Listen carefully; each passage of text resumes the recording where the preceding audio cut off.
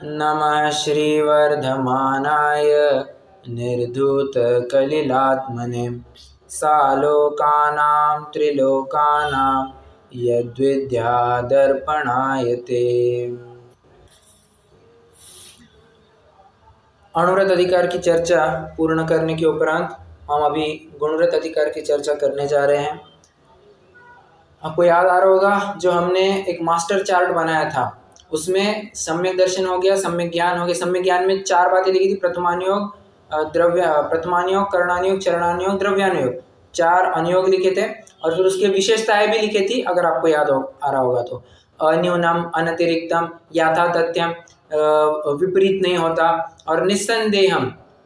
तो ये कितने 5 विशेषण अपन ने देखे थे सम्यक ज्ञान के। अब सम्यक चारित्र की चर्चा करते वक्त हमने मोह राग द्वेष का अभाव, वही चारित्र, ये उसका स्वरूप देखा था। और एक और बात देखी थी कि स्वरूपे चरणम चारित्र। तो 2 परिभाषा देखने के बाद चरणानुयोग की अपेक्षा से सम्यक चारित्र 2 भागों में विभाजित किया जाता है: सकल चारित्र और देश चारित्र। जिसमें सकल चारित्र मुनियों के पाए जाते हैं, देश चारित्र श्रावकों का पाया जाता है। देश चारित्र में पुनः 3 भेद करने हैं: अणुव्रत, गुणव्रत, शिक्षाव्रत। अणुव्रत 5 अणुव्रत, 5 पापों के त्याग रूप 5 अणुव्रत कहलाते हैं, जिनकी चर्चा अपन कर चुके हैं। गुणव्रत वे हुआ करते हैं जो गुण्यते इति गुणा, मतलब जो गुना करे, जो मल्टीप्लाई करे, उसे गुणव्रत कहेंगे। ठीक है, तो अणुव्रतों को, जो मूल व्रतों को मल्टीप्लाई कर, देखिए एक होता है हमारा कैपिटल, बेस कैपिटल, और एक होता है एक मल्टीप्लायर। मल्टीप्लायर भी कहने की अपेक्षा कंपाउंडिंग जिसे हम कह सकते हैं। तो कंपाउंडिंग किससे होगा? ये गुणव्रत के माध्यम से होगा। तो धारण किए हुए व्रतों को और अच्छे से कैसे पाला जाए, या एक प्रकार से उनको बांध कैसे लगाया जाए, बाढ़ नहीं, बांध कैसे लगा सकते हैं, ये काम गुणव्रत करता है। हालांकि गुणव्रत और शिक्षाव्रत दोनों को मिलकर के शील व्रत कहा जाता है, जो कि मूल व्रतों की रक्षा करते हैं। ठीक है, जिसमें से गुणव्रत उन गुणों की वृद्धि कराते हैं, और शिक्षाव्रत मुनिपने की परीक्षा भी कहने की अपेक्षा अभ्यास, मुनिपने का अभ्यास श्रावक अवस्था में जो करा है वो शिक्षाव्रत कहलाता है। तो अब गुणव्रत की चर्चा करते हैं। गुणव्रत 3 प्रकार का बताया गया है। अब किस अपेक्षा से किस विद्वान ने या किन आचार्य ने गुणव्रत में कौन कौन से व्रत लिए हैं, शिक्षा व्रत में कौन कौन से व्रत लिए हैं, अब इसकी चर्चा मैं नहीं करूंगा, काफी बार चर्चा हो चुकी है। अब वो अपना पुराना चार्ट रेफर कर सकते हैं। यहाँ पर अपन सीधे आचार्य संबंध पत्र की अपेक्षा के ऊपर आते हैं। गुणव्रत में 3 व्रत कहते हैं: दिग्व्रत, अनर्थदंड व्रत और भोगोपभोग परिमाण व्रत। कौन से 3 व्रत है? दिग्व्रत, अनर्थदंड व्रत और भोगोपभोग परिमाण व्रत। दिग्व्रत जिसमें से ये बताता है कि 10 दिशाओं में परिमाण करना आजीवन के लिए, उसे दिग्व्रत कहते हैं। अनर्थदंड व्रत मतलब बिना प्रयोजन के पाप से त्याग, वो अनर्थदंड व्रत। और भोगोपभोग परिमाण व्रत मतलब भोग और उपभोग के जितने भी साधन है उनमें मर्यादा करना, ये भोगोपभोग परिमाण। देखिए परिमाण ये शब्द जहां पर भी आता है ना, ये तुरंत समझ लेना चाहिए कि लिमिटेशन लाइए, पूर्ण त्याग नहीं है वहां पर लिमिटेशन आ गई है सिर्फ। ठीक है, कुछ मात्रा में वो पाया जाएगा परंतु पूरा त्याग नहीं है। जैसे एक और शब्द बोलना, परिग्रह परिमाण व्रत। परिग्रह पूरी तरह से नहीं हटा है, सिर्फ परिमाण किया है उसने। उसी प्रकार भोगोपभोग परिमाण व्रत। ठीक है, अब हम एक एक की चर्चा करते हैं। सबसे पहले दिग्व्रत। दिग्व्रत की जैसे मैंने बात कही, 10 दिशाओं में आजीवन के लिए आगमन का त्याग कर देना, यह दिग्व्रत कहलाता है। 10 दिशाएं कौन सी है? उत्तर, दक्षिण, पूर्व, पश्चिम, ईशान्य, नैऋत्य, वायव्य और आग्नेय। ये 4 विदिशाएं हो गई और 2 अधो ऊर्ध्व, बराबर। तो ये इस प्रकार से 10 दिशाएं।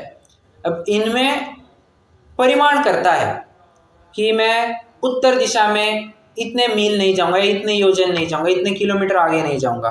दक्षिण दिशा में मैं इतने किलोमीटर नहीं जाऊंगा और इतने किलोमीटर तक जाऊंगा। फिर पश्चिम में मैं इतना जाऊंगा, पूर्व में मैं इतने किलोमीटर जाऊंगा। तो इस प्रकार से वो परिमाण कर लेगा। अब एक प्रश्न उपस्थित होगा, पहले के ज़माने में थोड़ा विचार करेंगे तो ऐसे तो कोई मेजरमेंट के साधन तो नहीं हुआ करते थे। आज जैसे हम मोबाइल के माध्यम से या किसी भी तरह से जीपीएस आदि लगा करके डिस्टेंस आइडेंटिफाई कर सकते हैं कि यहाँ से वो पॉइंट कितना, मान के चलिए मेरे घर से पूना कितना है, तो कहते हैं 15 किलोमीटर फॉर एग्जांपल। तो 15 किलोमीटर ये डिस्टेंस तुरंत ख्याल में आ जाता है। पहले के ज़माने में ऐसा तो थोड़ी ना था, वो एकदम रफ एस्टिमेट रहा करता था। तो इसीलिए आचार्य ने भी उदाहरण ऐसे दिए हैं कि मैं इस पर्वत के आगे नहीं जाऊंगा, मैं इस नदी के आगे नहीं जाऊंगा, मैं इस और क्या कह सकते हैं जंगल के आगे नहीं जाऊंगा। इस प्रकार से वो परिमाण कर लेगा। एक प्रकार से आप देख सकते हैं यहाँ पर नैसर्गिक साधनों का प्रयोग किया गया है परिमाण करने के लिए। ऐसा क्यों? कारण इतना ही है कि मानवकृत जितनी भी वस्तुएं हैं, निर्मितियां हैं, वे आज एक जगह पर तो कल दूसरी जगह पर जाएंगी। जैसे मैं कहता हूं कि मैं गांधी के पुतले के आगे नहीं जाऊंगा, तो गांधी का पुतला आज इस चौक में है, कल अगले चौक में चला जाएगा। तो उससे क्या मेरा परिमाण ज़्यादा हो जाएगा? उससे तो फिर और दिक्कत हो जाएगी। तो गांधी का पुतला अगर लंदन अमेरिका में जाकर के रख दे तो क्या वहां तक जा सकेंगे? तो वैसी बात नहीं है। इसलिए मानव निर्मित स्थानों को लेकर के परिमाण इतना नहीं किया तो जा सकता है, परंतु ज़्यादा नहीं किया जा सकता। इसीलिए आप देखेंगे मकराकर, दसरी, दटवी, गिरिजन, इस प्रकार से पहाड़, समुंदर, नदी। अब नदी ऐसा थोड़ी ना होगा कि गंगा अभी हिमालय से बह करके बंगाल की खाड़ी तक जा रही है, कल हो सकता है तो हिमालय से बह करके अरबी समंदर में चले जाए। ऐसा तो कभी होगा नहीं। और बनारस से बह करके जाएगी, ऐसा नहीं होगा कि पहले भोपाल तक आएगी और भोपाल से फिर से यू टर्न मार करके ऊपर से चली जाएगी। ऐसा भी संभव नहीं होगा। तो नदी जहाँ पर है वो वहीं पर बनी रहेगी। पर्वत के बारे में भी वैसे ही समझ लेना, समंदर के बारे में भी वैसा ही समझ लेना। तो फिर हर एक प्रकार से दसों दिशाओं में वो ऐसा परिमाण कर लेगा। ऊर्ध्व और अधो इसका परिमाण कैसे कर सकता है? वो ऐसे कर सकता है कि इतने फीट, अब अनुमान के स्तर पर वो ये कह सकता है कि मैं इतने फीट नीचे जाऊंगा या इतने फीट ऊपर जा सकता हूँ। ऊपर जा सकता हूँ इतना तो ज़रूर कह सकता है वो, मतलब एस्टिमेट लगा सकता है। कैसे?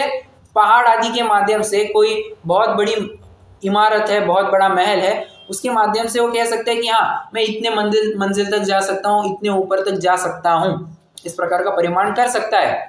नीचे जाएगा तो उसको मुझे लगता है किसी न किसी प्रकार का एस्टिमेट लेना, मतलब अंदाज़ा ही लेना पड़ेगा तो मैं इतने फीट नीचे जाऊँगा। प्रश्न है नीचे जाने का प्रयोजन क्या उसका? मैं जमीन के इतने नीचे जाऊंगा, ये ऐसा परिमाण लेने का प्रयोजन क्या?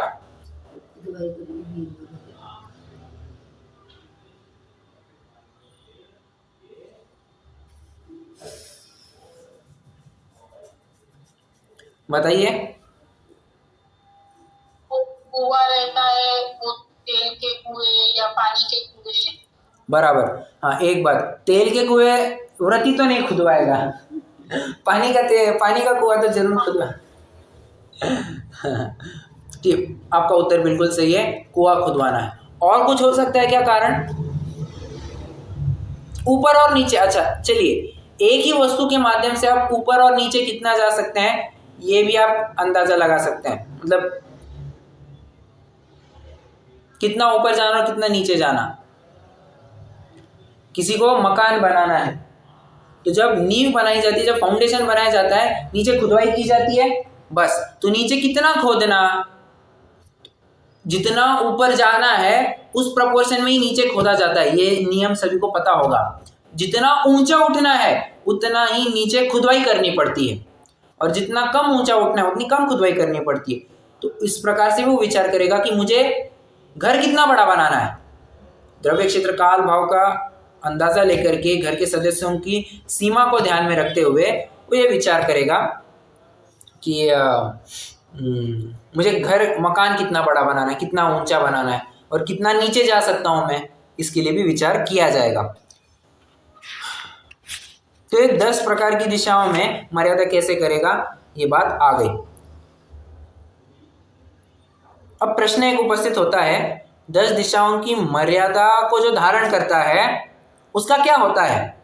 तो कहते हैं वो महाव्रती तुल्य हो जाता है। क्या कहा? वो अणुव्रती तो है तो फिलहाल अणुव्रती ही, परंतु जितना क्षेत्र उसने सीमित कर दिया है, बाउंड्री लगा दी है, परिमाण कर दिया है, उसके बाहर वो महाव्रती तुल्य हो गया है। महाव्रती तुल्य हो गया है मतलब अब वहां के पाप से इसको कोई लेना देना नहीं है, लिटरली कोई लेना देना नहीं। बाहर में कुछ भी हो उसको कुछ फर्क नहीं पड़ेगा। इतनी कठोरता अब इसकी हो गई है कि बाहर मान के चलिए हमारे दो पुत्र है, एक पुत्र थोड़ा सा सीमा के बाहर रहता है, एग्जाम्पल दे रहा हूं मैं, वो बाउंड्री के बाहर रहता है, ठीक है, और वहां पे उसकी मौत हो गई, एग्जाम्पल दे रहा हूं। तो इतनी निष्ठुरता है, या इतनी आप हृदय की कठोरता भी कह सकते हैं, या अच्छे शब्द में कहना चाहूं तो मन की दृढ़ता भी आप कह सकते हैं, इतनी हो गई है कि वो अपने बाउंड्री को नहीं छोड़ेगा, किसी भी हालत में नहीं छोड़ेगा। एक कारण को बस छोड़ सकता है। एक्सेप्शन क्या है? अगर उसे तीर्थ वंदना के लिए जाना है, जैसे मान के लिए समेत शिखर जी जाना है, या पावापुरी जाना है, कैलाश पर्वत जाना है, चंपापुरी जाना है, जहां कहीं भी जाना है, तीर्थ क्षेत्रों की वंदना करने के लिए जाना है, सिद्ध क्षेत्रों की वंदना करने के लिए जाना है, तो उसमें बराबर बाहर गया तो चल जाएगा, ऐसी कोई बाधा नहीं है। परंतु उसके अलावा और कोई एक्सेप्शन नहीं बताई गई है। फिर जैसे मैंने कहा कि मर्यादा के बाहर तो वो महाव्रती तुल्य हो गया है। महाव्रती तुल्य हो गया ऐसा कैसे? क्योंकि मर्यादा के अंदर वो अभी भी 9 कोटि से ही त्यागी है पाप का, परंतु मर्यादा के बाहर बोलिए कितने कोटि से त्यागी हो गया वो?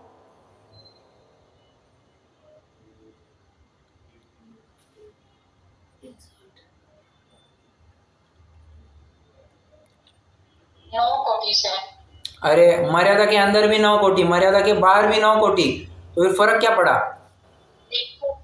108। हाँ करेक्ट, मर्यादा के बाहर 108 कोटि से त्यागी होता है। फिर से मैं एक बात कहना चाहूंगा, महाव्रती का कंसेप्ट जहां पर भी आएगा 108 कोटि से त्यागी ही आपको लगाना है, आपको और कुछ देखना नहीं है। 108 कोटि से त्यागी ही महाव्रती होते हैं, हर पाप के 108 कोटि से त्यागी होते हैं, ठीक है। तो यहाँ पर महाव्रती तुल्य कहाँ है ना, तो यहाँ पर भी 108 कोटि से समझ लेना चाहिए।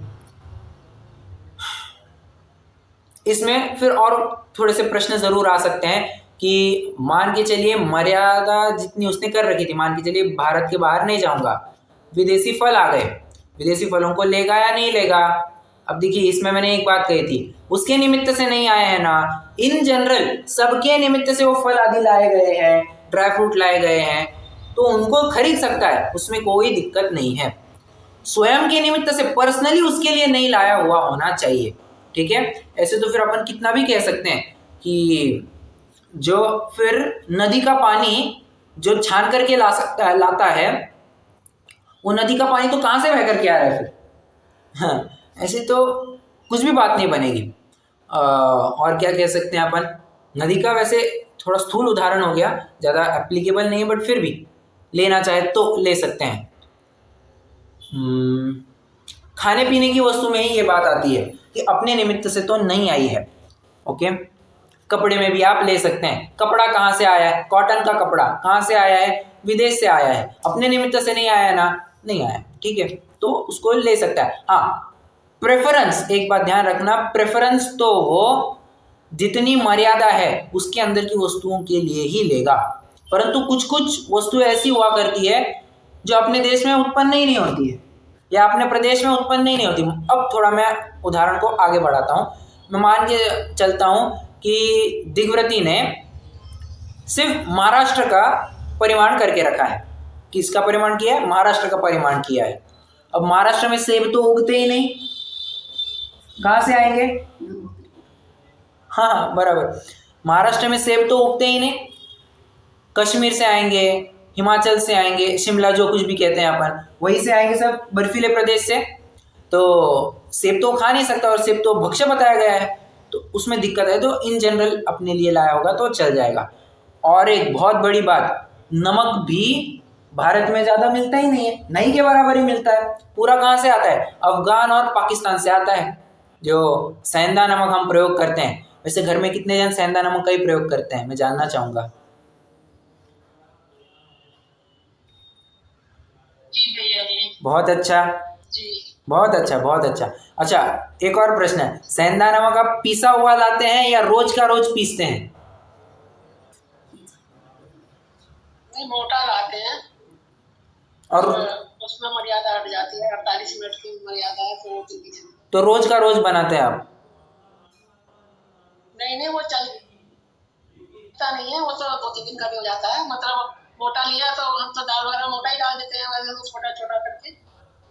मतलब थोड़ा खड़ा डालते हैं क्या आप? थोड़े खड़े ही डाल देते हैं क्या, खड़ा नमक ही डाल देते हैं? हाँ, वो तो खड़े नमक डालते हैं हम, लेकिन जो ऐसे ऊपर से लेना होता है थोड़ा नमक, तो उसके लिए आटा वगैरह में यूज करना पड़ता है थोड़ा सा। अच्छा, ज़्यादा के बाद में हो जाता है। Okay okay. कोमल जी आप क्या करते हैं? पीसा वही डालते हैं। अच्छा, आप पीस करके रखते हैं क्या बहुत सारा? नहीं, पीसा हुआ ही 1 किलो का पैकेट ही लाते हैं। अच्छा, 1 किलो का पैकेट लाते हैं, ओके। ठीक है, बट इसमें एक बात कहना चाहूँगा, खड़ा नमक ये सचित्र बताया गया है, तो खड़े नमक का प्रयोग तो अगर भोजन में डाला होगा तो भोजन सचित्र हो जाता है। एक बात ध्यान रखना, आपकी जानकारी के लिए बता रहा हूँ मैं, फिर कितना इम्प्लीमेंट करना ये आपके ऊपर निर्भर करता है। और दूसरी बात, पीसा हुआ नमक नहीं लाना चाहिए, क्योंकि पीसे हुए नमक जैसे ही पीस दिया उसकी मर्यादा 48 मिनट होती है, बस उसके ऊपर उसकी मर्यादा संभव नहीं है। 48 मिनट के बाद वो अमर्यादित हो जाता है, उसमें जीव उत्पन्न होना चालू हो जाते हैं। तो हम विचार करना क्या करना चाहिए। Anyway, back to our topic, मैं ये कह रहा हूँ कि नमक भी बाहर से आता है, इन जनरल अपने निमित्त से नहीं आया है, सबके लिए आया है, तो उसको ले लेगा। हाँ,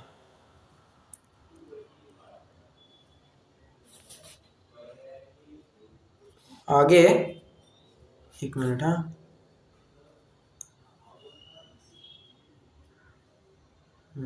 हाँ, प्रश्न अब अगला ये उपस्थित हो सकता है, क्या कहा आपने? मर्यादा के बाहर महाव्रती तुल्य क्यों कहते हो? महाव्रत ही कहना चाहिए था। प्रश्न ध्यान से समझना, प्रश्न क्या है, कोई रिपीट करेगा? प्रश्न क्या है उसका? वैसे इसकी चर्चा अपन बहुत अच्छे से कर चुके हैं पहले भी, फिर भी अभी महत्वपूर्ण प्रकरण है। मर्यादा के बाहर महाव्रती तुल्य क्यों कहा है, महाव्रती क्यों नहीं कहा? बहुत अच्छा, महाव्रती तुल्य क्यों कहा? देखिए, अब मैं यहाँ सीधा अर्थ पढ़ता हूँ। अणुव्रती गृहस्थ के सकल संयम की विरोधी प्रत्याख्यानावरण कषाय के मंद उदय के कारण चारित्र मोह के मंदतर अर्थात संज्वलन कषाय के उदय में होने वाला महाव्रत का परिणाम जीवों के द्वारा महाकष्ट करके भी धारण नहीं किया जा सकता है, इसलिए महाव्रतों की कल्पना ही करते हैं। देखिए देखिए, यहाँ पर इन्होंने थोड़ा सा टेक्निकल आंसर दिया है। श्लोक में शब्द क्या है? प्रत्याख्यान तनुत्वात्, मतलब प्रत्याख्यान इस शब्द कषाय चौकड़ी को इन्होंने सामने रखा है।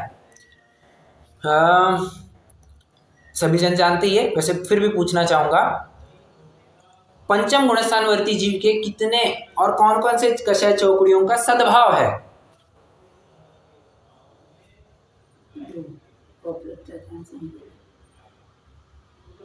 पंचम गुणस्थानवर्ती के प्रत्याख्यानावरण और संज्वलन, इन दोनों का सद्भाव है। बहुत अच्छा, बहुत अच्छा। और अप्रत्याख्यानावरण का अभाव है। करेक्ट, बहुत अच्छा। तो अप्रत्याख्यानावरण, सॉरी क्या कहा मैंने? प्रत्याख्यानावरण और संज्वलन, इनका सद्भाव है। ये एक टॉपिक हो गया, अब इसको थोड़ा बाजू में कीजिए। अब मुनिराज को सामने कीजिए, मुनिराज के कितने कषाय चौकड़ियों का अभाव है और कौन कौन से? आप तुरंत कहेंगे कि उनके तो प्रत्याख्यानावरण भी हट गया है, मात्र संजोलन का उदय है। नौ कषाय तो इंक्लूडेड ही समझना, उसकी अलग से चर्चा नहीं। तो प्रत्याख्यानावरण भी हट गया है, तब जाकर के मुनिपने के भाव आते हैं, पॉइंट नंबर 1। और पॉइंट नंबर 2, वो मुनिपना बाहर में भी देखने को मिलता है। दो बातें कही मैंने, प्रत्याख्यानावरण जब हट जाता है तभी वो अंदर का भावलिंगत्व भी प्रकट होता है और बाहर का द्रव्यलिंगत्व भी हमें दिखता है।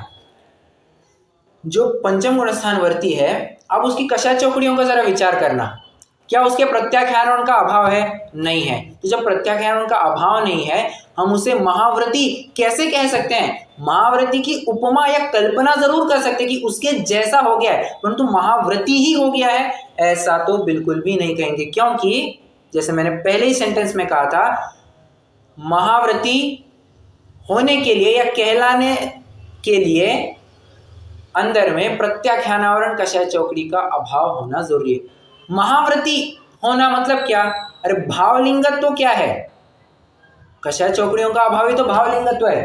अंदर में कषाय चौकड़ियों का अभाव ही नहीं है, तो भावलिंगी मुनिपना कैसे कह सकते हैं? नहीं कह सकते हैं। ठीक है, समझ में आया सभी को? कोई दिक्कत?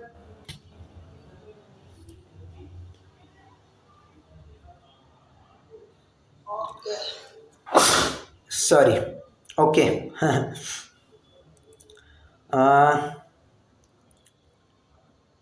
फिर एक और प्रश्न उपस्थित होता है, महाव्रत होता कैसा है? जिस महाव्रत की आप चर्चा कर रहे हैं वो महाव्रत होता कैसे है? अब उत्तर इन्होंने चरणानियोग की अपेक्षा दिया है। कर्णानियोग की अपेक्षा उत्तर क्या देते हैं? कर्णानियोग को अगर प्रश्न पूछते तो महाव्रत किसे कहते हुए?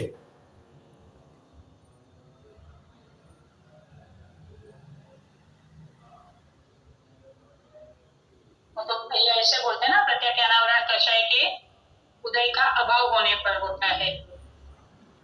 उदय का अभाव, सीधा अभाव कहिए ना, उदय का अभाव ऐसा मत कहिए, अभाव कहिए। ठीक है, मतलब ये यहाँ पे लिखा है ना, तो वैसे ही पढ़ लिया मैंने इसके लिए। अच्छा, ठीक है, ठीक है, कोई दिक्कत नहीं है। प्रत्याख्यानावरण कषाय के उदय का अभाव, अच्छा आपने ऊपर की लाइन पढ़ दी, ठीक है, तो वैसे भी कहने में कोई दिक्कत नहीं है, तो सीधे सरल भी आप कह सकते हैं प्रत्याख्यानावरण कषाय चौकड़ी का अभाव। ओके, ये कर्णानियोग उत्तर देता। अध्यात्म क्या उत्तर देता?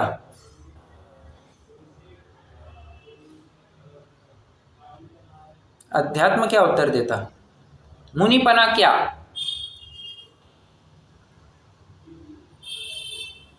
या महाव्रत किसे कहते हैं? अरे अध्यात्म,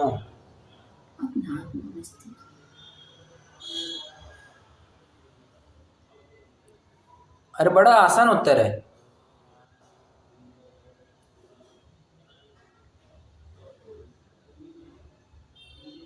अध्यात्म तो इतना ही कहता। अच्छा, कर्णानियोग एक और अपेक्षा भी उत्तर दे सकता था, मैं पहले उसकी बात करूं। वो कहता है कि जहां पर अविरति का भी पूर्णतया त्याग हो गया है वो महाव्रतपन है। जहां पर अविरति भी हट गई है। बंध के 5 कारण हैं, वो बंध की अपेक्षा बात कर रहे हैं। बंध के 5 कारण हैं, कौन कौन से? मिथ्यात्व, अविरति, प्रमाद, कषाय, योग। ठीक है, तो अविरति भी जहां पर पूरी तरह हट गई है उसे महाव्रती कहेंगे। हालांकि ये उत्तर चरणानियोग भी देता है। कैसे? अविरति का कंसेप्ट ये चरणानियोग में भी आता है। क्या त्याग करना, क्या त्याग नहीं करना, ये सब उसमें ही आ जाएगा ना। ठीक है, चरणानियोग भी उस अपेक्षा उत्तर देगा। हाँ, मैं तो द्रव्यानियोग की बात ये कर रहा था, या अध्यात्म ऐसे कहेगा कि जो निरंतर अपने आत्मा में ही स्थित होते हैं, आत्मा में ही, आत्मा के अनुभव का ही रसास्वादन करते हैं, बस वो सच्चा मुनिपना है। अत्यंत सरल उत्तर है, ज़्यादा इसमें खींचातानी की भी कोई बात नहीं है। चरणानियोग क्या उत्तर देगा? चरणानियोग टेक्निकली ऐसा आंसर देगा, वो कहेगा महाव्रत। महाव्रत कितने होते हैं? 5 होते हैं। 5 कैसे ही 5 क्यों होते हैं? क्योंकि पाप 5 होते हैं। पाप का किस प्रकार त्याग होता है? तो कहते हैं पूर्ण त्याग होता है। That's it. हम कहना चाहते हैं कि 5 पापों का पूरा त्याग, सो महाव्रत। पांचों पापों का एक देश त्याग, सो अणुव्रत, पूरा त्याग महाव्रत। ठीक है,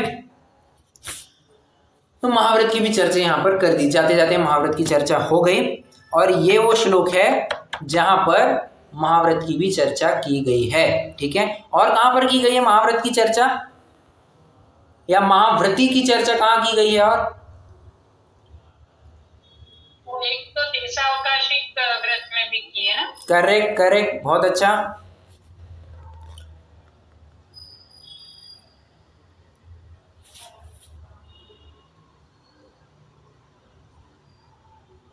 एक और जगह है जहां पर महाव्रती की चर्चा की है।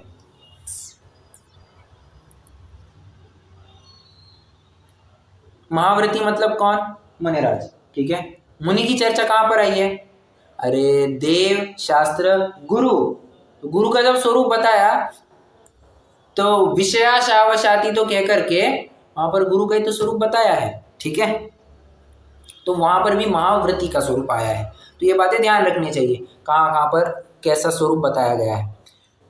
अब अगला श्लोक देखते हैं 73 नंबर का, जहां पर दिग्व्रत के 5 अतिचार बताए हैं। दिग्व्रत के 5 हाँ, ये जो आपने महाव्रत की बात की उसमें सकल संयमी को महाव्रत बोल सकते हैं? हाँ कह सकते हैं। जस्ट हाँ बराबर, सकल संयमी। देखिए, सकल संयम, सकल चारित्र, सकल व्रत, और क्या होता है चारित्र, संयम, व्रत, विरत, ये सब एक अर्थवाची है। ठीक है, और भी कुछ एक शब्द है मेरे ख्याल में नहीं आ रहा है, संयत, संयम, सब हो जाएगा। फिर से एक बार कहूँ क्या मैं? संयम, संयत, चारित्र, व्रत, विरत, पांचों शब्द एक अर्थवाची है।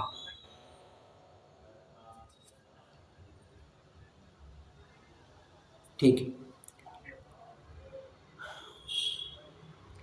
दिग्व्रत के 5 अतिचार कहते हैं, ऊर्ध्व दिशा में अतिपात कर देना, मतलब एक्सीड कर जाना। अधो दिशा में एक्सीड कर जाना। तिर्यक दिशा में एक्सीड कर देना। तिर्यक दिशा मतलब तिरछी कितनी दिशाएं हैं? 8 दिशाएं। तो 8 मतलब दिशा विदिशा दोनों मिला करके 8 हो गए। उन 8 दिशाओं में क्षेत्र को लांग देना, उसका व्यतिपात कर देना, ये तीसरा अतिचार। क्षेत्र वृद्धि, क्षेत्र वृद्धि का क्या लिया था अपन ने?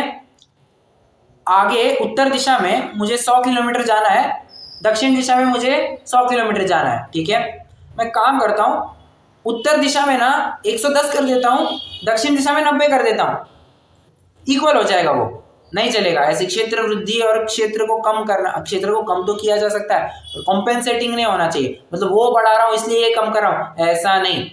कम करना है तो सब तरह से कम करने चाहिए। ठीक है, और विस्मरण, देखिए विस्मरण बहुत बड़ा गुनाह है। अपन कल ही चर्चा कर रहे थे ना कि अज्ञान, विस्मरण, ये चोरी बताया गया है। और देखिए यहाँ पर अतिचार भी ले लिया, आपको कई सारे व्रतों के अतिचार में ये विस्मरण मिल जाएगा। सामायिक में मिलेगा, पुरुषोत्तोपवास में मिल जाएगा, यहाँ दिग्व्रत में मिला है, देशव्रत में आएगा, मतलब कितने सारे जगह पर ये विस्मरण नाम का अतिचार बताया है। तो विस्मरण, मैं भूल गया, ये बिल्कुल भी नहीं चलेगा। Ignorance is not an excuse. क्या कहा? Ignorance is not an excuse. मैं भूल गया, मुझे याद नहीं रहा, ये कोई एक बहाना नहीं हो सकता है, याद रहना चाहिए। तो फिर व्रत लेते टाइम तुमने इतना क्यों नहीं विचार किया कि मैं भूल भी सकता हूं? तो ऐसे व्रत लेना ही क्यों जो तुम भूल सकते हो? सब तरफ से बातें कही जाएगी। ठीक है, अतिचार तो लग जाएगा। दिग्व्रत के 5 अतिचार हो गए और इसी के साथ दिग्व्रत का प्रकरण भी पूरा हो गया। अब अनर्थ दंड व्रत की तरफ बढ़ते हैं। हो गया, ठीक है, चालू तो कर देते हैं।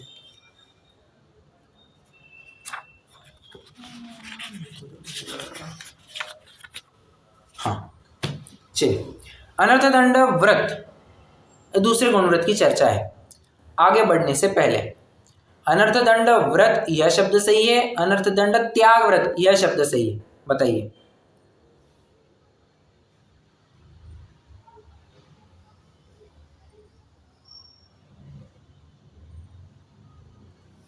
यहाँ पे तो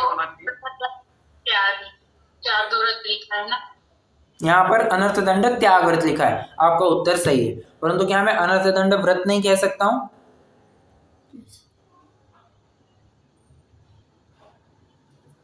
बिल्कुल कह सकता। आना चाहिए ना। क्या क्या कह तो सकते हैं ना, व्रत इट्स मीन्स त्याग हो गया ना। बराबर, करेक्ट, आपने सही उत्तर दिया है। देखिए, व्रत मतलब ही प्रत्याख्यान में कह सकता हूं, बराबर। तो प्रत्याख्यान का अर्थ सिर्फ ग्रहण होता है या त्याग भी होता है? प्रत्याख्यान मतलब सिर्फ त्याग ही होता है या ग्रहण भी होता है? भले आदमी जो अगर त्याग किया तो कुछ ना कुछ ग्रहण किया ही होगा। नाणम पच्चखाणम, ज्ञान ही प्रत्याख्यान है। तो नाणम प्रत्याख्यानम क्यों कहते हैं? नाणम गहनम भी कह सकते हैं, ज्ञान हुआ मतलब ग्रहण भी किया है, बराबर। तो उसी प्रकार अगर हमने यहाँ पर ग्रहण करना मतलब क्या? प्रवृत्ति। ग्रहण करना मतलब क्या? प्रवृत्ति भी ले सकते हैं। अब कैसे? हमें कुछ पल्ले नहीं पड़ी, मैं आपको एक्सप्लेन करता हूं। जब हम अनर्थ दंड त्याग व्रत कहते हैं तो वहां पर व्रत का अर्थ प्रवृत्ति लेना। अनर्थ दंड का जो त्याग है उसमें प्रवृत्ति करते हैं, समझ रहे हैं? और जब हम अनर्थ दंड व्रत कहते हैं तो वहां पर व्रत का अर्थ निवृत्ति समझना। क्यों? हम अनर्थ दंड के कार्यों से निवृत्त होते हैं। समझ में आया? समझाणु कहाँ है?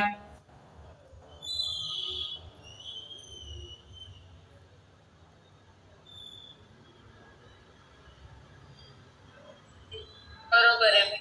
बरोबर है, ठीक है। अब अपन आते हैं थोड़ा उसके शब्दार्थ की तरफ। अन अर्थ दंड मतलब, अन मतलब होता है नहीं, अर्थ मतलब होता है प्रयोजन, दंड मतलब होता है पाप। तो बिना प्रयोजन का पाप उसको करना सो अनर्थ दंड कहलाता है, ठीक है। तो इनको छोड़ना उसी को आप अनर्थ दंड त्याग व्रत कहे, अनर्थ दंड व्रत कहे, ये दोनों एक अर्थवाची में इंटरचेंजेबली कुछ भी यूज कर सकता हूं। हाँ, क्या कह रहा था? हाँ, बिना प्रयोजन का पाप नहीं करना। पाप कैसे हो सकता है? ये तो मन के स्तर पर या वचन के स्तर पर या काय के स्तर पर। तो तीनों योगों को संभालना, नमो त्रियोग संभाल कहते हैं ना, नमो त्रियोग संभारी के, तीन योगों को संभालना। तो अनर्थ दंड को आप किस प्रकार से संभाल सकते हैं मतलब उसको बचाए रख सकते हैं, बचाना भी नहीं कह सकते हैं, उससे बच सकते हैं, एक्सट्रीमली सॉरी। अनर्थ दंड से कैसे बच सकते हैं? तो मन के स्तर पर, वचन के स्तर पर, काय के स्तर पर। मन के स्तर पर कैसे? व्यर्थ के विकल्पों में नहीं दौड़ना। वचन के स्तर पर कैसे? बकवाद नहीं बोलना। और काय के स्तर पर कैसे? कुछ भी कुचेष्टा नहीं करना, जैसे उंगली चटकाना, पेन खुट खुट खाट खुट करते बैठना, या और क्या होता है, कभी बैठे तो बस पैर हिलाते रहना, हाँ, हाथ बार बार धोना, ये सब अनर्थ दंड व्रत में आ जाएगा, ठीक है। करेंगे, इसकी चर्चा आएगी अभी किस प्रकार से आएगी। तो अनर्थ दंड के 5 भेद यहाँ पर बताए हैं। कौन कौन से 5 भेद है? कहते हैं, एक बार श्लोक भी पढ़ लेते, 75वां।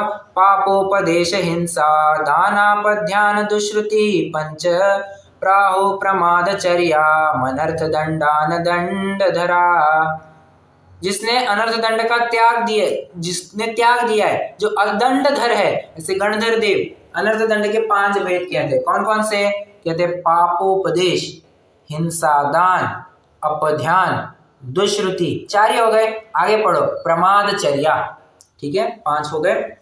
पापोपदेश, पापोपदेश मतलब क्या? पाप का उपदेश देना, सिंपल सी बात है। हिंसा दान, हिंसा दान हिंसा के उपकरणों का दान, हिंसा के उपकरणों को देना। अपध्यान, अप मतलब खराब, ध्यान मतलब विचार चिंतन, तो खराब विचार चिंतन करना, व्यर्थ के विकल्प करना। दुष्श्रुति, गलत बातें सुनना। प्रमादचर्या, प्रमाद में अपना समय व्यतीत करना, ब्रह्मचर्य। ठीक है, ये अनर्थदंड के 5 भेद है। एक एक की चर्चा अपन प्रारंभ करते हैं। सबसे पहला आता है पापोपदेश। हाँ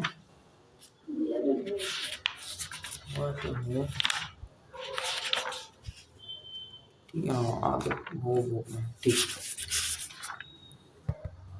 चलिए मुझे लगता है आज अपन अनर्थदंड को पूरा कर सकते हैं, तो अपन अनर्थदंड को पूरा कर ही देंगे, क्योंकि क्या है, भोगो भोग परिमाण रक्त थोड़ा सा विस्तार वाला स्वरूप है और हमें उसके लिए टाइम लगेगा। हो सकता है कल की पूरी कक्षा हमारे लिए सिर्फ भोगो भोग परिमाण रक्त में ही चली जाए, परंतु घबराइए नहीं, क्योंकि वो थोड़ा सा समय मांगता है वो प्रकरण।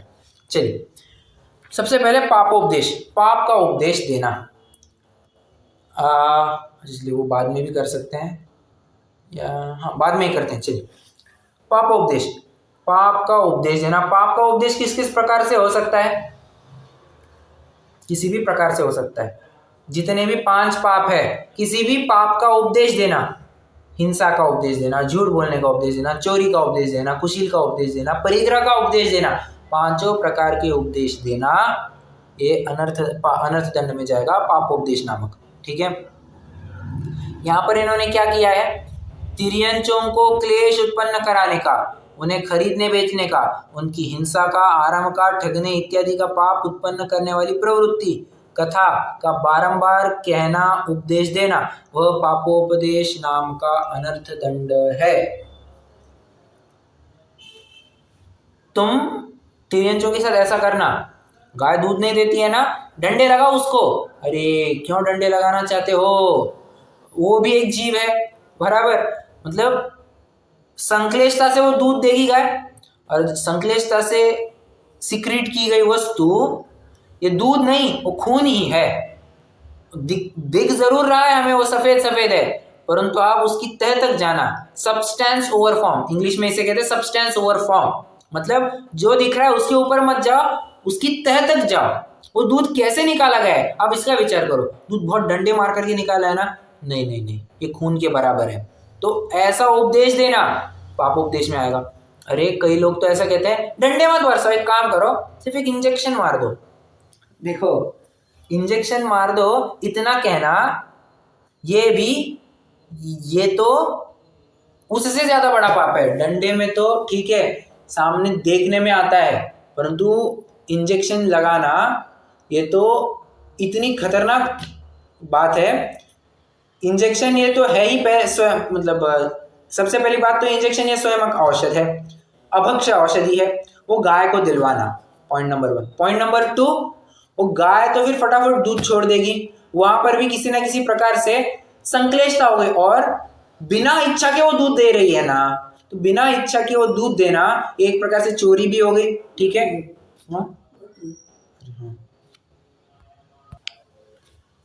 तो वो बिना दिया हुआ दूध हो गया, मतलब एक प्रकार से चोरी हो गया।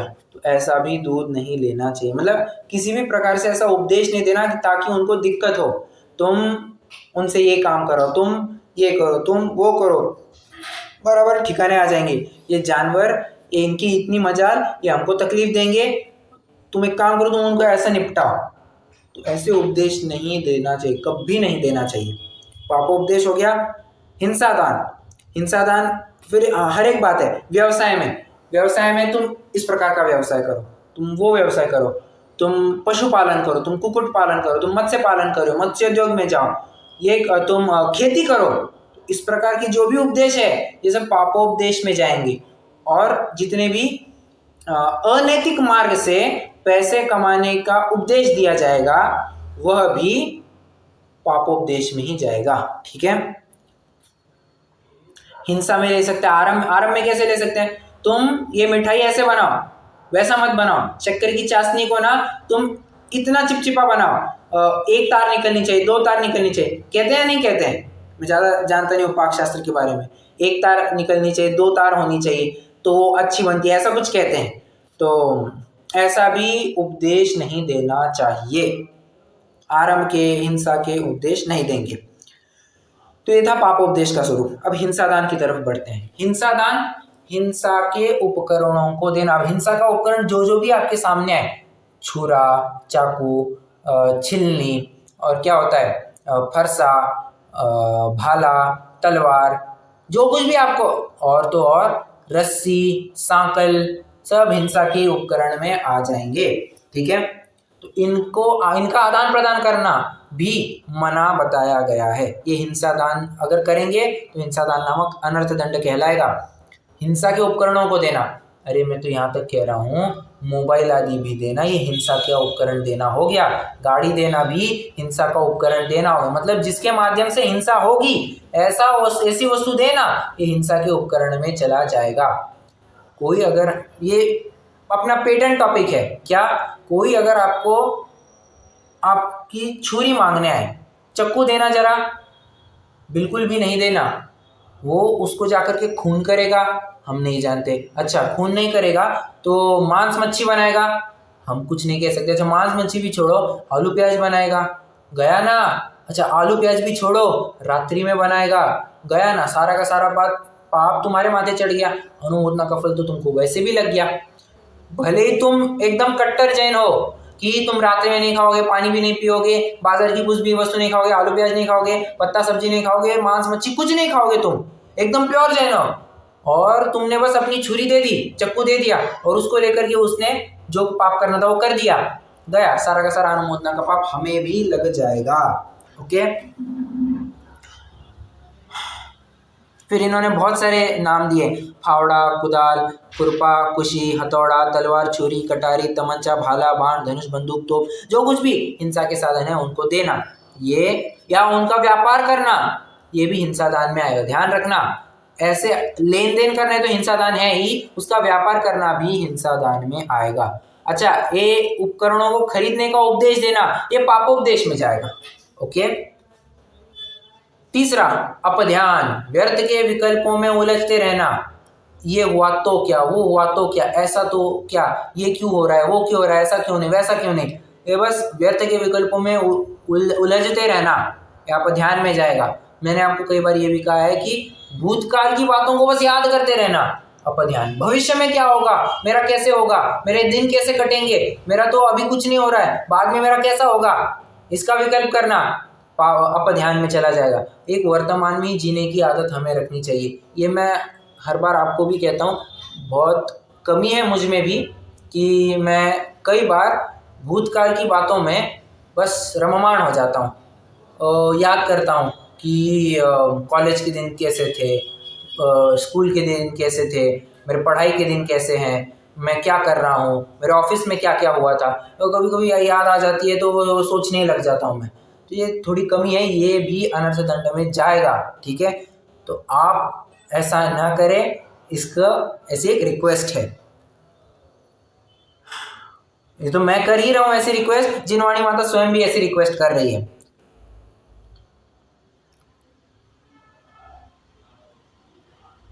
चलिए, अगला दुष्श्रुति। मैं थोड़ा रैपिडली जा रहा हूँ क्योंकि नाम से तुरंत ख्याल में आ रहा है इसका स्वरूप क्या हो सकता है। दुष्श्रुति, लेकिन भैया जी, मगज जो मन है वो कुछ ना कुछ सोचता रहता है। हाँ, उसको कुछ ना कुछ तो सोचना चाहिए ही है ऐसे। तो वर्तमान, सुनिए, आप वर्तमान में रह करके चिंतन कीजिए ना, उसके लिए कौन मना करता है। भूतकाल में भोगे जो भोग पहले, उनका न होवे सुमरण, उसकी कटाई यहाँ पर की जा रही है। वो बात बरोबर है, लेकिन उतनी अपने में वो आवक भी होनी चाहिए ना कि हम भूतकाल में नहीं स्लिप हो जाए। तो इसी का तो नाम पुरुषार्थ है, इसी का तो नाम पुरुषार्थ है। मैं वही तो कह रहा हूँ, मानता हूं मैं बहुत कठिन है, परंतु मैंने जैसे कल भी कहा था, बहुत कठिन है, हमसे पुरुषार्थ नहीं हो रहा, ये कोई एक्सक्यूज नहीं बनता है। जब तीर्थंकर आदि जीवों ने करके दिखाया तो हम भी कर सकते हैं, भले ही एक्सट्रीम कंप्लीट लेवल पे नहीं, पार्शियल लेवल पे तो जरूर कर सकते हैं। जितना हो सके, आपको कभी भी याद है कि हम बहुत सोच रहे हैं, तुरंत फटाफट आप जो वर्तमान का काम कर रहे हो उसमें आ जाओ। आप पढ़ रहे हैं, अब तुरंत पढ़ना, जोर जोर से पढ़ना चालू कीजिए। आप रसोई काम में है, आप फटाफट आप जो सब्जी को बघार दे रहे हैं, रोटी बना रहे हैं, उस काम में तुरंत लग जाएगी। आप कुछ ऑफिस का वगैरह काम कर रहे हैं, जो कुछ भी है, तो आप तुरंत उसमें आ जाइए। आप स्वाध्याय कर रहे हैं, सामयिक कर रहे हैं, तुरंत उस कार्य में आ जाइए जैसे ही आपको ख्याल में, आपको ये करना चाहिए। इसी देखिए, ऐसा तो नहीं होगा कि एकदम से मैं सारा भूतकाल का छोड़ दूंगा, ऐसा कभी संभव नहीं है। पूरे ग्रेजुअल स्टेप ही होती है, कभी धीरे धीरे ही ऐसा आगे बढ़ता है। ऐसा एडहॉक बेसिस पे या अचानक से कभी भी संभव नहीं है, ग्रेजुअल प्रोसेस ही हुआ करती है।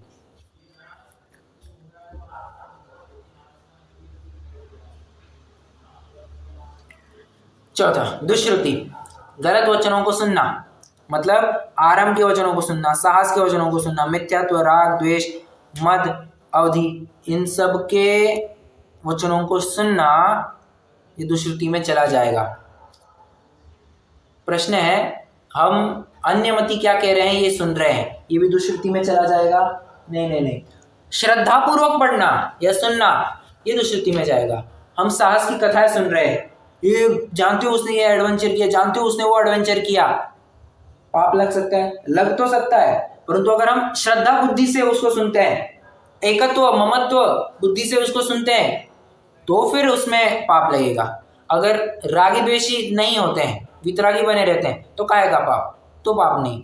तो एक बात ध्यान रखना, यहाँ पर दुष्श्रुति जो कहा गया है वो श्रद्धा बुद्धि से, एकत्व ममत्व कर्तृत्व भोक्तृत्व की बुद्धि से सुनने की बात, उसका कटाक्ष, उसकी कटाई यहाँ पर की जा रही है। ओके। और अंतिम है प्रमादचर्या, आलसी पड़े कुएं में बस वही चैन है। ये कितने जन ये लाइन जानते हैं? आलसी पड़े कुएं में बस वही चैन है।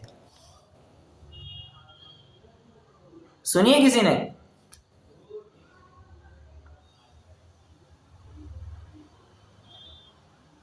ये मेरे ख्याल से भारतेंदु हरिश्चंद्र, ये थोड़े से नामी कवि होकर के गए हैं, लेखक होकर के गए हैं। उनकी एक कविता में, कविता क्या कह सकते हैं, उनकी कुछ एक लेखन में ये लाइन आती है, आलसी पड़े कुएं में बस वही चैन है। मतलब बस आलसी बने रहो, प्रमादी बने रहना। ये लोक में इसको कभी कभी तो हॉबी कह देते हैं, स्लीपिंग इज माई हॉबी, मुझे नींद बहुत अच्छी आती है, मुझे सोना बहुत पसंद है। ये प्रमादचर्या में है। विचार करना चाहिए हम ज़्यादा से ज़्यादा कैसे जागरूक रह सकते हैं। नींद ये हमारी मजबूरी है, कोई हमारी शान की बात नहीं है, मैं इतने घंटे सोता हूँ, मैं उतने घंटे सोता हूँ, ये कोई शान की बात नहीं है। और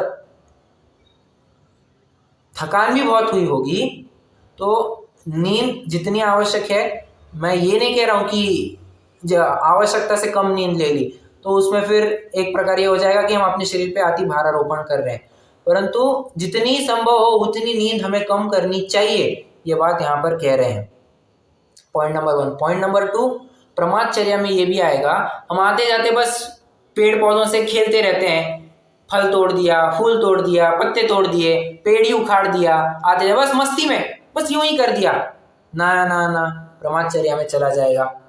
तो और बहुत सारी बातें हैं, दूध पी रहे हैं आप, दूध पीते पीते आपने बस फूंक लगाई, प्रमादचर्या। क्या कहा? दूध पीते पीते आपने फूंक लगा दी, दूध बहुत गर्म था, प्रमादचर्या में चले जाएगा। आप पूछेंगे फिर दूध ठंडा ही नहीं होगा, तो दूध गर्म गया ही काहे के लिए इतना कि तुमसे पिया नहीं जाएगा? समझ रहे हैं क्या? जिनागम के पास एक्सक्यूज नहीं मिलेंगे आपको बराबर अपनी गलती का एहसास हो जाएगा, तो एक्सक्यूज यहाँ पे नहीं चलते हैं। बहुत विचारणीय बात है। अच्छा, प्रमादचर्या में वैसे बहुत सारी बातें आएंगी। और हाँ, हमारे मान के चलिए दूध के हाथ है, हम कोई दूध की मिठाई बना रहे हैं और वैसे ही हम तुरंत सब्जी भी बनाने लग गए, अरे दूधर का दोष नहीं लगेगा क्या? इसीलिए बहुत सारी बातों में ख्याल रखना चाहिए कि दूध की वस्तुओं को अलग से ही बनाया जाए, साथ साथ में उसको काम नहीं करना चाहिए। या तो पहले कर ले दूध का काम या फिर बाद में कर ले, साथ साथ में दूध का काम नहीं किया, दुग्ध पदार्थों का काम नहीं होना चाहिए। क्यों? थोड़ा भी यहाँ वहाँ हो गया, और संभावना तो होती ही है, तो गया ना, दूध का दोष लग गया। मतलब इतना शुद्धि से करने का पूरा पानी मोल हो जाता है, उसकी कोई वैल्यू नहीं रह जाती है। इसलिए दूध का या तो पहले करे या तो बाद में करे, अगर साथ साथ में करते ये प्रमादचर्या के अंतर्गत आएगा। फिर और क्या आएगा? हाँ, आप भोजन कर रहे हैं, भोजन करते करते दोनों हाथों का प्रयोग करना भोजन में, ये भी प्रमादचर्या में आएगा। कैसे? भोजन ढंग से करना चाहिए। ये बहुत सूक्ष्म बातों के ऊपर भी यहाँ पर फोकस किया जाएगा। और एक प्रकार से आप ये पाएंगे यहाँ पर तो सामान्य सदाचार क्या होता है ये भी हमको समझ में आ रहा है। अल्टीमेटली मैं आपको बताऊं, 12 व्रत ये आपको सदाचार तो सामान्य श्रावकाचार तो बताते ही बताते हैं, इसमें कोई दो राय नहीं। आपका आराम से सामान्य श्रावकाचार तो पल ही जाएगा अगर आप इनको सबको फॉलो करते हैं तो। ठीक है, ये प्रमादचर्या की बात हो गई। अब इसके विचारों की चर्चा देखते हैं अपन। हाँ, प्रमादचर्या में पंडित सदाशिवदास जी ने सप्तव्यसनों का प्रकरण लिया। मतलब ये कहते हैं सप्तव्यसनों में जो पारंगत होता है वो प्रमादचर्या का राजा है। ये मैं अपने शब्दों में थोड़ा कह रहा हूँ, परंतु वहाँ पर उन्होंने बराबर सप्तव्यसन के त्याग की बात की है। अब अनर्थ दंड त्याग व्रत कही है, अनर्थ दंड व्रत कही है, इसके 5 अतिचार गिना रहे हैं। कंदर्प, कौतकुच्च, मौखर्य, अति प्रसादन और असमीक्षिताधिकरण। मतलब कंदर्प मतलब भंड वचन बोलना, अश्लील वचन कहना। कौतुक्य, कौतकुच्च, कौतकुच्च मतलब हंस करके खराब अश्लील वचन कहना और कुचेष्टा भी करना। 2 बातें हो गई। देखिए, कंदर्प में सिर्फ भंड वचन बोलना, कौतकुच्च में भांड वचन बोल करके क्या कहते हैं कुचेष्टा भी करना। मौखर्य मतलब बहुत बकवास बोलना, बिना मतलब का बोलते ही जाना। कहते हैं ना ये तो बीबीसी है। अरे कई लोग तो ऐसे होते हैं, मैंने देखा है, मैंने सुना है कि इसका फोन आ गया, 1 घंटा वन साइडेड बोलते ही जाते हैं। 1 घंटा लिटरली वन साइडेड बोलते जाते हैं। सामने वाला सुन रहा है नहीं सुन रहा है इसकी कोई खबर नहीं है। और सामने वाले लोग तो जो दूसरी बाजू में फोन मतलब जो सुन रहा है वो तो क्या करता है, स्पीकर पे लगा देता है फोन और यहाँ वहाँ घूमते रहता है। तो ऐसे भी है लोग, मैंने उनके बारे में सुना हुआ है। तो आप विचार कर सकते हैं, बिना मतलब का ज़्यादा बकबक करने में कोई मतलब नहीं। और ज़्यादा बकबक कर जितनी ज़्यादा बकबक करेंगे सारभूत वस्तु उतनी कम निकलती जाएगी। क्यों? सारभूत वस्तु के लिए कम से कम बोलना आवश्यक हुआ करता है। असमीक्षा अधिकरण, मन के स्तर पर, वचन के स्तर पर और काय के स्तर पर। और असमीक्षा अधिकरण मतलब क्या है? प्रयोजन रहित बहुत प्रवृत्ति करना, मतलब मन की बहुत प्रवृत्ति करना, वचन की बहुत प्रवृत्ति करना, काय की बहुत प्रवृत्ति करना बिना प्रयोजन का। और मतलब जितनी रिक्वायर्ड है उससे भी ज्यादा। तो मन, वचन, काय के स्तर पर असमीक्षा अधिकरण बताया। और अति प्रसादन मतलब भोग के प्रयोजन सदे उससे अधिक बिना प्रयोजन का अति संग्रह करना। हमारा काम 1 गाड़ी में हो सकता था, हमने 5-5 गाड़ी लेकर के रख दी, कोई मतलब नहीं था। ये अति प्रसादन में चला जाएगा, प्रमादचर्या में आ जाएगा।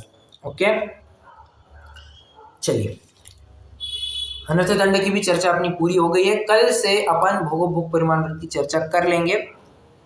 देखते हैं, कोई प्रश्न हो तो पूछ सकते हैं।